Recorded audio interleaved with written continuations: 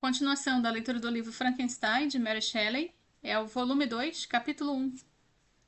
Nada é mais doloroso para a mente humana após os sentimentos terem sido exaltados numa rápida sucessão de eventos que a calmaria morta da inação e da certeza que se segue e priva a alma tanto da esperança quanto do medo. Justine estava morta, ela descansava, eu estava vivo. O sangue corria livremente nas minhas veias, mas o peso do desespero e do remorso, que nada poderia remover, pressionava o meu coração.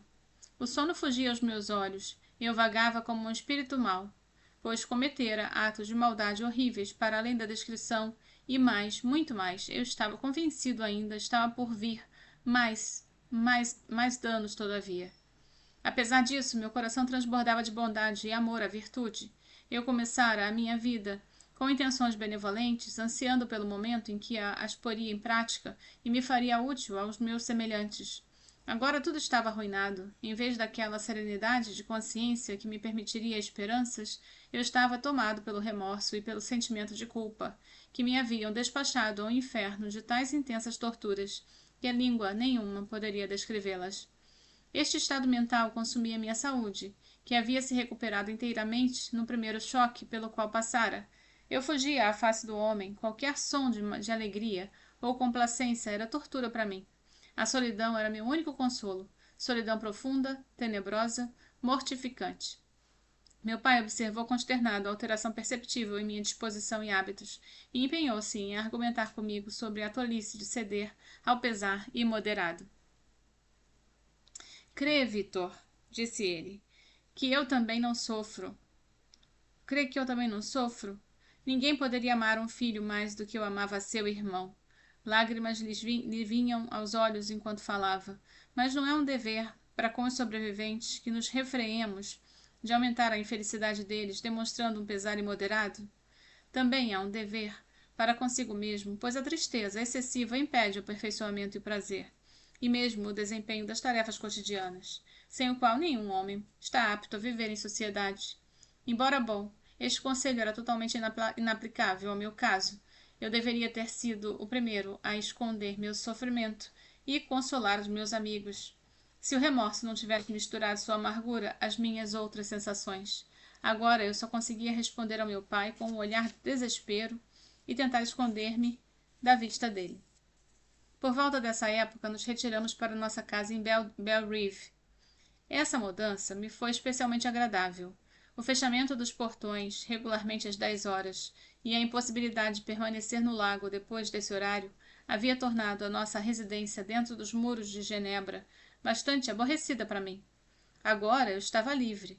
Com frequência, depois do resto da família havia se recolhido à noite, eu pegava o barco e passava minhas horas na água. Muitas horas. Às vezes, com as velas içadas, eu era levado pelo vento, e às vezes, depois de remar, para o meio do lago, eu deixava o barco perseguir o próprio curso e cedia às minhas reflexões miseráveis. Muitas vezes eu tinha a tentação, quando tudo era paz à minha volta, e eu a única coisa inquieta que vagava agitada num cenário tão bonito e celestial, a não ser por algum morcego ou pelos sapos, cujo ininterrupto e desagradável coachar eu somente ouvia quando me aproximava da costa. Muitas vezes eu dizia, eu tinha a tentação de mergulhar no lago silencioso, de modo que as águas se fechassem sobre mim e minhas calamidades para sempre. Mas quando pensava na heróica e sofredora Elizabeth, que eu amava ternamente e cuja existência estava ligada à minha, eu me continha. Pensava também em meu pai e meu irmão sobrevivente. Deveria eu, por sua deserção vil, deixá-los expostos e desprotegidos diante da malignidade do demônio que eu soltara entre eles? Nesses momentos eu chorava com amargura e desejava que a paz me revisitasse a mente, só para que eu pudesse lhes propiciar consolo e felicidade. Mas isso não podia ser. O remorso extinguira toda esperança. Eu fora autor de males inalteráveis e vivia em temor diário de que um monstro que eu criara perpetrasse alguma nova perversidade. Eu tinha uma sensação obscura de que não estava tudo acabado, de que ele ainda cometeria algum crime extraordinário, que pela sua enormidade quase eclipsaria a lembrança do passado.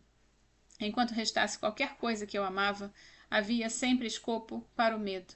Não se pode conceber minha aversão a esse demônio. Quando eu pensava nele, eu rangia os dentes, meus olhos se inflamavam, e eu desejava ardentemente extinguir aquela vida que concedera de modo tão impensado. Quando refletia sobre os seus crimes e sua malignidade, meu ódio e a sede de vingança estouravam todos os limites de moderação. Eu teria feito uma peregrinação ao pico mais alto dos Andes, pudesse eu, uma vez lá em cima, atirá-lo para baixo.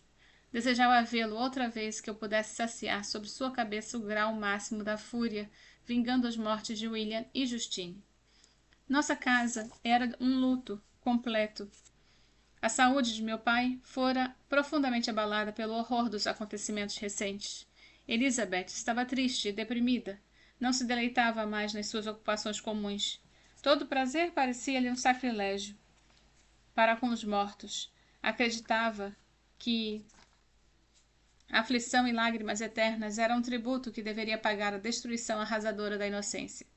E já não era aquela criatura feliz que no início da juventude passeava comigo às margens do lago e falava com êxtase das nossas perspectivas futuras. Tornava-se grave e com frequência falava sobre a inconstância da fortuna e a instabilidade da vida humana. Quando reflito, meu querido primo, disse ela, sobre a morte miserável de Justine Moritz, eu não vejo mais o mundo e suas obras como antes me pareciam. Antes, eu havia os relatos de crueldade e injustiça que lia nos livros ou ouvia dos outros, como histórias de dias passados ou males imaginários. No mínimo, era coisa remota, mais presente a razão que a imaginação. Mas agora a desgraça veio nos visitar e os homens que me parecem monstros sedentos de sangue uns dos outros. Mas de certo sou injusta. Todo mundo acreditava que aquela pobre menina fosse culpada. E se ela tivesse cometido o crime pelo qual padeceu, com certeza seria a mais depravada das criaturas humanas. Matar por algumas joias o filho do seu benfeitor e amigo? Uma criança de que cuidara desde o nascimento e que parecia amar como a um filho? Eu não poderia consentir na morte do filho, na morte de nenhum ser humano. Mas certamente pensaria numa criatura dessas não pode continuar na sociedade dos homens. Mas ela era inocente, eu sei. Sinto que ela era inocente. Você tem a mesma opinião e isso me confirma. Ai de mim. Vitor, quando a falsidade pode se parecer tanto com a verdade? Quem pode se assegurar da felicidade inabalável? Eu sinto como se estivesse caminhando à beira de um precipício, no qual milhares se apinham para tentar me empurrar ao abismo. William e Justine foram assassinados e o assassino escapou. Caminha livremente pelo mundo e talvez seja respeitado. Mas ainda que fosse condenada a sofrer no patríbulo pelos mesmos crimes, eu não trocaria de lugar com um desgraçado desses. Eu ouvi esse discurso com mais extrema agonia. Não no ato, mas no efeito. O verdadeiro assassino era eu. Elizabeth leu a aflição do meu semblante e, tomando a minha mão com bondade, disse: Meu primo mais querido, você precisa se acalmar. Esses acontecimentos me afetaram. Deus sabe com que profundidade. Mas não estou tão desolada quanto você. Há no seu semblante uma expressão de desespero, às vezes de vingança, que me faz tremer. Eu fique calmo, então, meu querido Victor. Eu sacrificaria minha vida à sua paz. De certo seremos felizes, tranquilos na nossa terra natal, sem nos misturar com o mundo, o que pode perturbar nossa tranquilidade. Ela verteu lágrimas ao dizer isso, desconfiando do próprio consolo que me dava, mas ao mesmo tempo sorria, para que eu pudesse espantar o demônio à espreita do meu coração.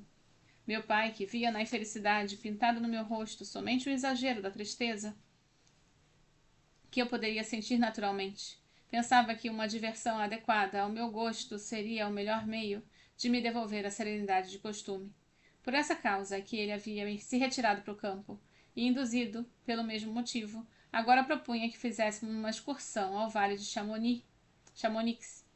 Eu já havia estado lá, mas Elizabeth e Ernest não, e ambos haviam expressado muitas vezes o ardente desejo de ver a paisagem do lugar, que tantos afirmam ser tão maravilhosa e sublime. Assim, partimos de Genebra para esse passeio mais ou menos no mês de agosto, quase 2 meses depois da morte de Justine. O tempo estava incomumente bom, e se minha fosse uma tristeza que alguma circunstância fugaz pudesse espantar, esta excursão certamente teria tido o efeito pretendido por meu pai. Assim, eu tinha algum interesse pela paisagem, sim. Embora não pudesse extingui-lo, às vezes ela sossegava meu sofrimento. Nos primeiros dias viajamos de carruagem, De manhã já víamos as montanhas a certa distância, em direção à qual avançávamos gradualmente.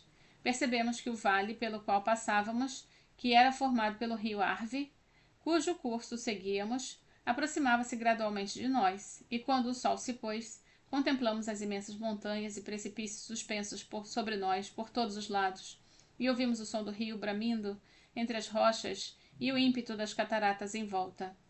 No dia seguinte seguimos trajetos de mula, e à medida que subíamos ainda mais, o vale assumia um caráter mais magnífico e espantoso. Castelos em ruínas, suspensos nos precipícios de montanhas e pinheiros, e impetuoso Arve, os chalés, brotando aqui e ali, por entre as árvores, formavam um cenário de beleza singular. Mas o que aumentava e tornava brilhantes sobressaíam a tudo. Eram os poderosos Alpes, com pirâmides e cumes brancos, como se pertencessem a outra terra, habitada por outra raça de seres. Passamos pela ponte do Pellicier, onde a ravina que o rio forma abriu-se diante de nós e começamos a subir a montanha que paira sobre ela. Pouco depois entramos no vale de Chamonix, e Chamonix, esse vale é mais maravilhoso e sublime, mas não tão bonito e pitoresco quanto o de Servox.